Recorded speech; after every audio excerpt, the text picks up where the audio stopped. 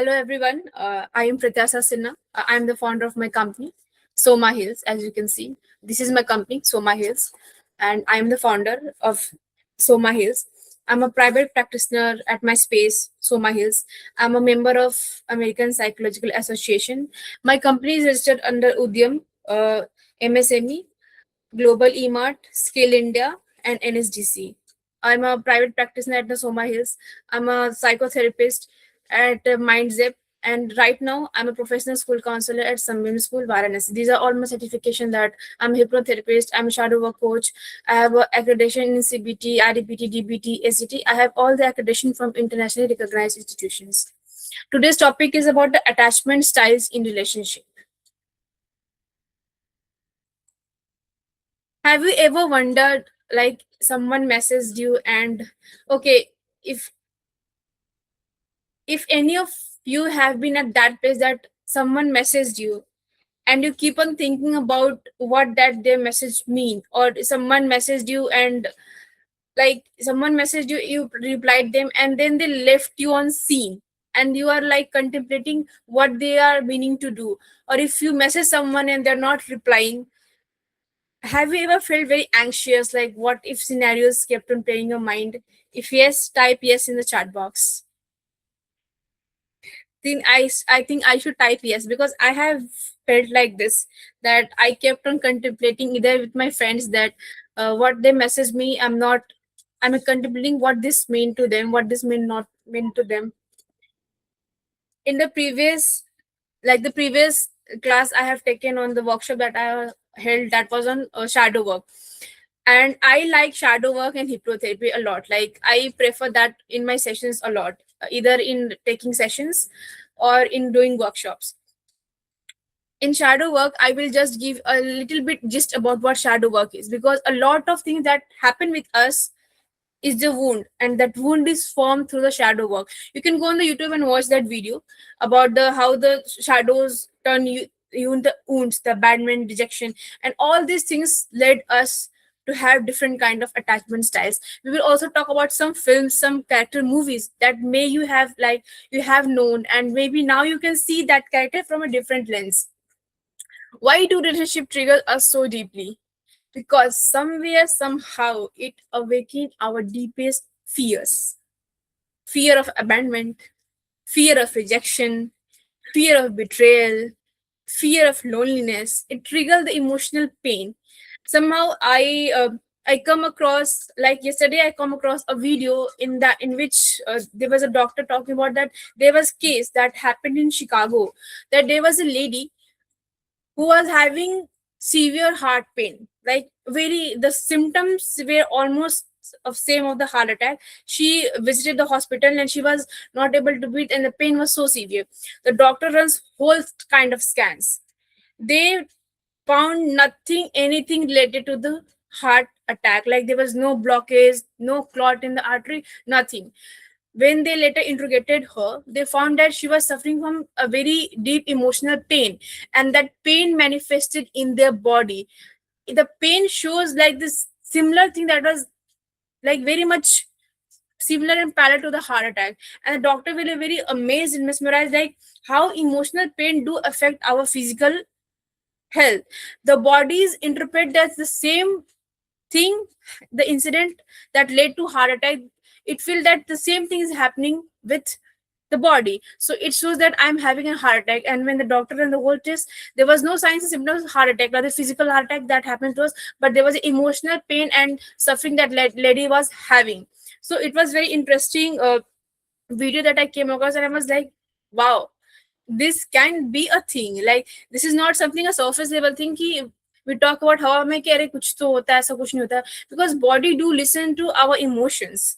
I always say this in like almost session, and I have this quote egged in my soul that your mind can, forgive or forget any situation, but your body always remember. That feeling of very restlessness in our gut, the feeling of that you're not able to breathe, that someone is choking your throat, you're not able to breathe. These are all symptoms that you're not feeling good to the situation, through the situation, and with your body. These are the symptoms it is telling you that the similar kind of incident if happened, your body will respond. And there is one very good book, like I do recommend some books in my session that you should read, like you can read. The body keeps the score. In that book, it literally has depicted like where which kind of trauma is stored. Mostly the kind of trauma is stored in lower areas of our body, and through movement, through somatic works, it is released. Like like psychologically we can do a lot of things, but what I felt like, what I have been going through in my life, and when I do a lot of things like work on myself, and what I prefer to my clients in the session, that I always involve some kind of somatic work with that of like CBT, RBT kind of thing. I do prefer them to do things because movement helps you to unclog the energy accumulation. It will channelize to flow in a direction. It is very important. And if you're interested to know about like trauma and grief and things, you can read that book. That book is really nice. So why do relationship triggers us so deeply? Like I said, it our awaken our deepest fears, it trigger our emotional pain, activate insecurity, like feeling of abandonment is the most common wound, and that led to another kind of wound and trauma and a lot of things. Create anxiety or emotional distance. Of course, if I'm having a friend of mine and we are besties and we share everything, and then something happened, and I was like, maybe like what I said, projection, that you have known ki what we feel we project on others. If we feel ugly by ourselves, we will prefer to call the other person ugly, even that person is like they or he or she is happy in her body, in her lane, but we prefer. If we feel unhappy with our relationship, we will start to direct every relationship, like your relationship is bound to fail if this happened in that relationship, because we are not happy with our relationship with ourselves and the relationship we have with our surroundings, either with your friends or families or a romantic one. So we always project that thing, so it's kind of insecurity. It will create emotional distance. The person who has worked on themselves, they will obviously try to distance yourself, and they will like, I know this always happens with me. And then again, the concept of learned helplessness. I know every bad luck is bound to happen with me. This is very classic examples of learned helplessness that also shows in relationships. Relationships don't only reveal love, they reveal wounds too. Like some of us, the message one, the anxiety kind of thing that happened to us. There is also one thing that our mothers, mostly our Indian mothers and mummies, when we are traveling to some other place, they will keep on checking us and calling on us like, are you safe, are you okay, where you have reached, where you have reached, what more time it will take to reach the destination. And by chance, if there is any network issue or anything like that happen, that we lost contact for like 2 to 3 hours, they will go like hazard, like a lot of scenarios will start to play in their mind. Because of this thing, their wounds, they are carrying their own shadows, the shadows converted, and then that wounds, so they do feel that what will happen, like they will always have that separation anxiety kind of thing, and that will lead to think in a very worst case possible कि उनके बच्चे को तो कुछ हो ही गया है, there is something bad must have happened to them. What is attachment? Attachment is the emotional bond we develop based on how love, safety, and connection we experience early in life. I will give you one very like example of this to understand what attachment is. Imagine there is a baby, like 3 months or 4 months old baby. He or she cries. When he or she cries, what was his response of the surround? Like what was the response of the surrounding? That will a lot determine what kind of attachment pattern the baby will develop in their adult relationship. If the baby cried, how was the response? Was the response warm, like, oh my god, my baby is crying? They are patting her or his, like they are patting the baby. They are saying, why you are crying? They are approaching with warmth. Or they are like, yeah, every time he or she cries, they gave their baby to someone else. Ki, let, like, please make him stop. That was a cold response. Warm was the mother is hugging and is saying, what has happened? What has happened? When baby cries, he more like analyze the environment. Is someone coming to help him or her? What is the response? How, like how consistent or inconsistent the love and the environment is. We think that baby, what the baby is a baby, baby will not understand anything, but this is not the case. Baby will analyze a lot of things, and based on that thing they develop attachment patterns. And that's why in every kind of sessions that I held with the clients, when they came, I generally ask about what kind of relationship you have with your parents, or how was your childhood. Because a lot of time the present level scenario is not the case. A lot of time the feeling, the worthlessness, the emptiness, the loneliness, the rejection, the pain is deep rooted in the childhood experience. It is, I personally feel that there is a lot of thing that happens in the present scenario as somehow connection in their childhood, how they learned, what environment they had been, what kind of thing that has been happened to them and all. So this response shape what they are, what kind of attachment pattern they will have in their relationship. One more thing that I forgot to tell, that generally in my session, what I do for the half, like 30 to 40 minutes, I psychoeducate you about the topic. And in the later period, I will do some activity and I will teach you some tools and techniques for the this session. So I go with this pattern. So first I will psychoeducate about you this topic, and then we will proceed with the some activities that I will do with you, and then I will teach you some tools and techniques. Attachment, our early emotional experience shape, like I said, how we love, how we trust, how we handle conflict, how we respond to closeness, how safe relationship feel. Attachment is, if we have to debate about attachment, I think it can go for 2 to 3 hours period. Like, attachment is a thing that we all have had and will form, like will have had and will have, tha hai aur rahega, either with our parents, our siblings, our friends, our romantic relationship, our attachment with ourselves. This is a thing. Now, how do attachment wounds develop? Like I have talked in the shadow work, like how the shadow work incident happened. A trauma led to the formation of shadow work. Shadow work led to the formation of wounds, and then these wounds will reflect in your day-to-day life, in your personality, and it can lead to the development of different types of attachment patterns. How do attachment wounds develop? Emotional neglect.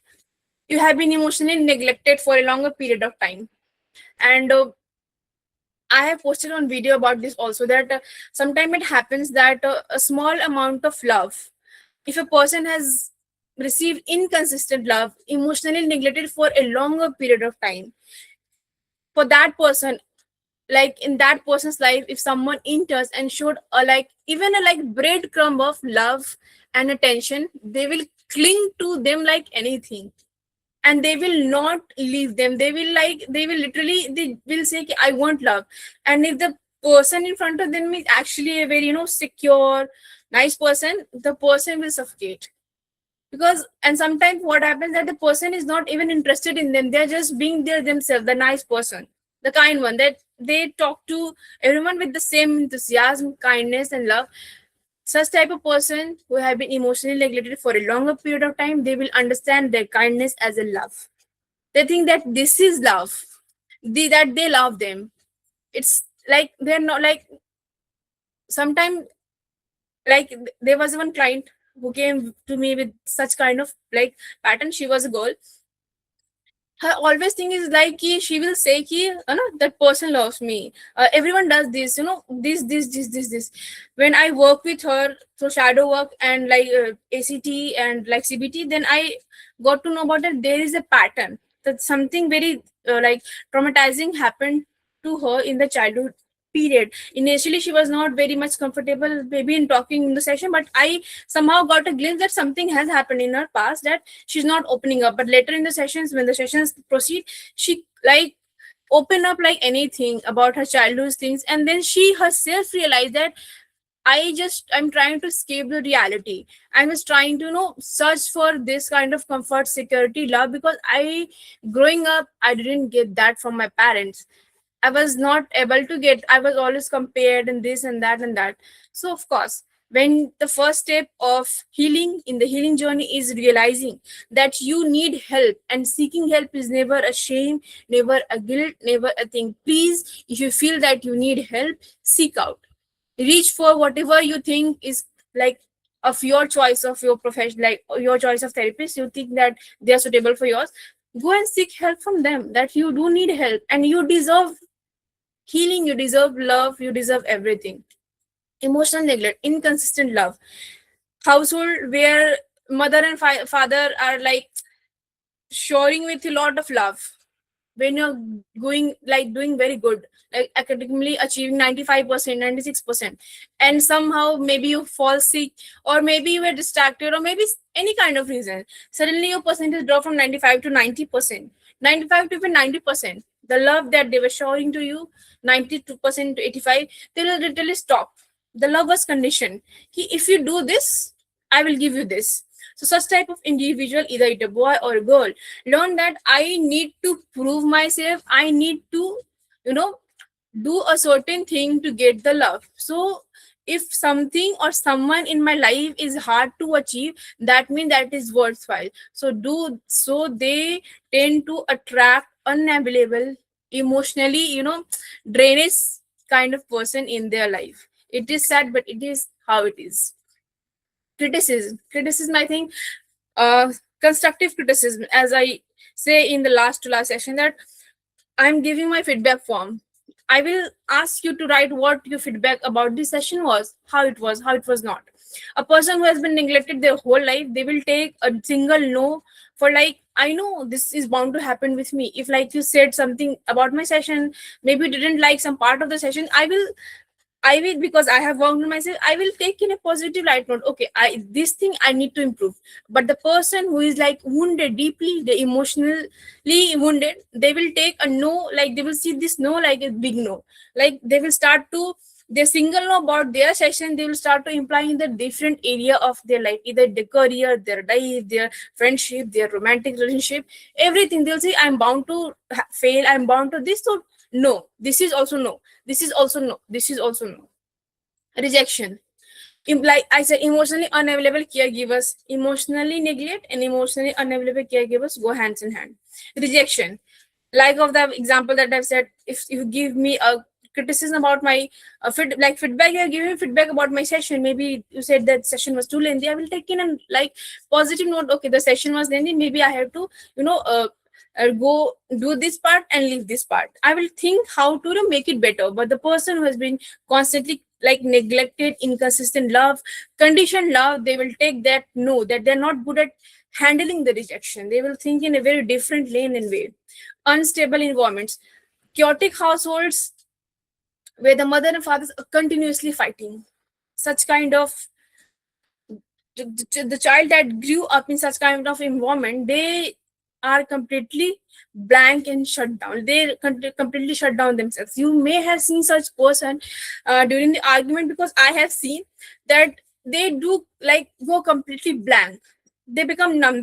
Everyone is like shouting at them and saying at them, and they do have a valid point to stand up for themselves, but they completely go blank and numb, because growing up in like very chaotic household, unstable environment and household, they have learned that I they will use me as a scapegoat. So it's better to be silent than to express my opinions, because anyhow I'm not going to be heard. No one is going, like, my opinions, my presence is not that much valuable. They have learned that. Betrayal, either in friendship, romantic relationship, in families, in siblings, happens, turn into wounds. Lack of emotional safety, our nervous system, like everything goes back to the first lane, nervous system. There's a theory, polyvagal theory, that our nervous system constantly scan for the safety and the danger, the emotional part of our brain, because we are the descendants of the homo sapiens who used to live in the cave. So they have been wired to have a community. That's why we crave attachment. We are like bound to live in a community where love is shown, things are done in a group, food is like collected and stored for a larger amount of time. so we don't have to go hunting for the next, because of the unpredictability.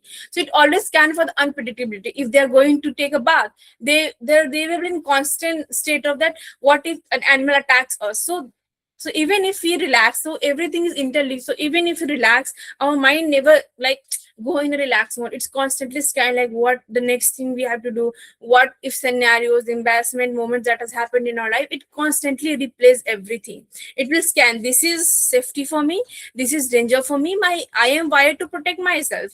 So if anything that I feel that is dangerous, it will literally shut your brain that I want to protect myself, I don't want to do anything with reality. If the reality is that much harsh, if the reality or the truth is somehow endangering your nervous system, your body, your nervous system will literally have a talk with your brain like, I don't know about you, but I'm going to protect my body, so I'm not going to accept the reality, I'm not going to accept the truth, because I have to protect myself. So there comes a like, it's a sad reality. You have seen that there are a lot kind of abusive relationship, toxic relationship, either in friendship, in household, in job, that we reach at a point that we start to accept this pain by choice.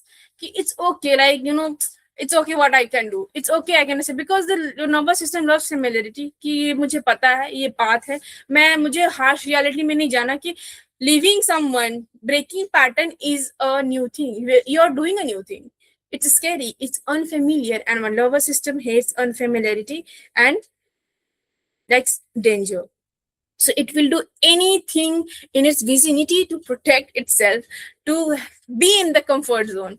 And that's why we have been heard a lot by the very successful people that you have to break out of your comfort zone, because there is a reason, because our nervous system is wired to live in the comfort zone. It will keep you in the comfort zone. That's why doing a lot of things, it needs courage. In the very initial period of time, you will feel very disheartened, exhausted, and you will feel that I should know live this, everyone is saying right, ये तो मेरे से नहीं होगा, and they are starting something new, doing a business, starting a page, following my dreams, going into enrolling into course. It's difficult, they said right, let me follow the convenient, the conventional path, whatever everyone is saying to follow, because the nervous system will try to manipulate you. This is not good, we should not be doing this, let's take this path, this is familiarity, this is comfort, you will be safe there, please be in this lane. You don't know to be very extravagant to prove something. We will adjust, we will tolerate this pain, we will tolerate this thing, it is familiar. So that's why I take a lot of not only mental, physical strength to break out of this pattern. Okay, what are the signs of the attachment wounds? You can see overthinking the relationship. Like I said in the very first, have you ever felt that someone messaged you or you message someone and you're overthinking over that small no or small okay? Fear of abandonment, that abandonment wounds, rejection wounds, somehow related to the father and the mother wounds. It will show in the shadow form. Shadow will relate to the wounds. People pleasing activity, emotional dependency.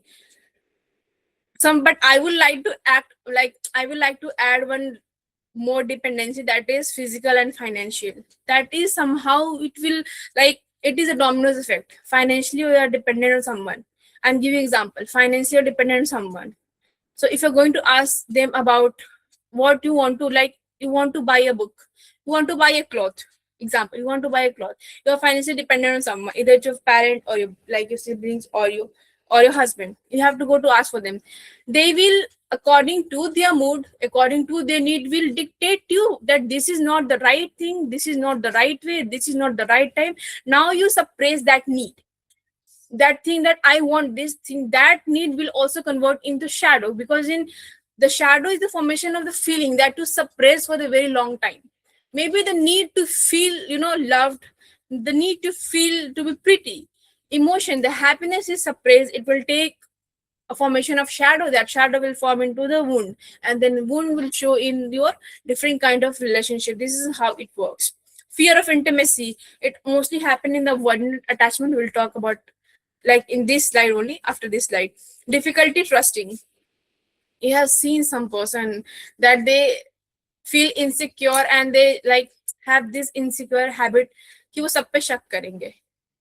This person is not good, even the person is genuine. They will overthink their every action, and they will say to the every person that, okay, Shreya said that, can you repeat the name of the book. Yes, I will type in the chat box.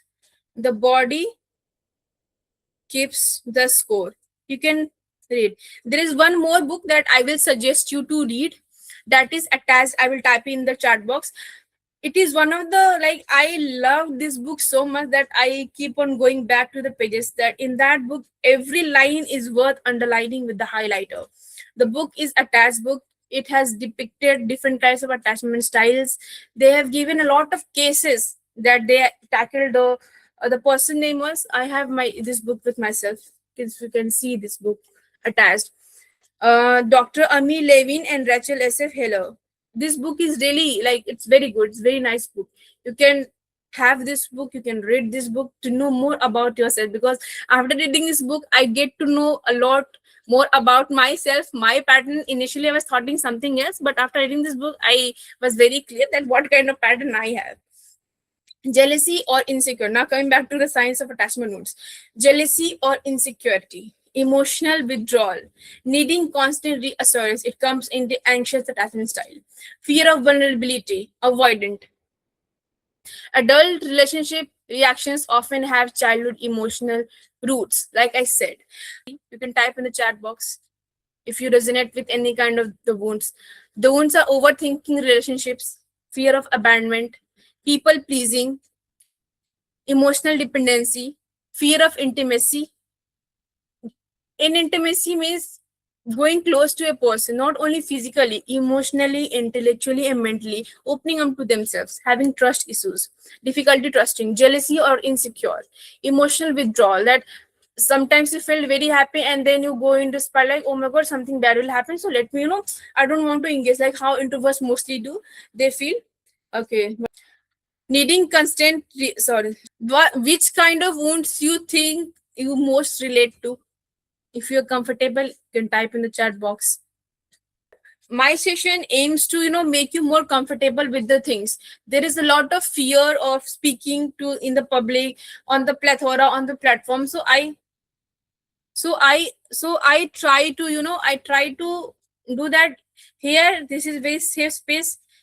I have also been in that phase, in that lane. So there's nothing to embarrass about that. Oh my god, how this can happen? I will be embarrassed as hell. Like something is wrong with me. Nothing is wrong with you. सबके साथ होता है ये चीज. And don't fear on speaking your opinion. Always take a stand of opinions. Okay.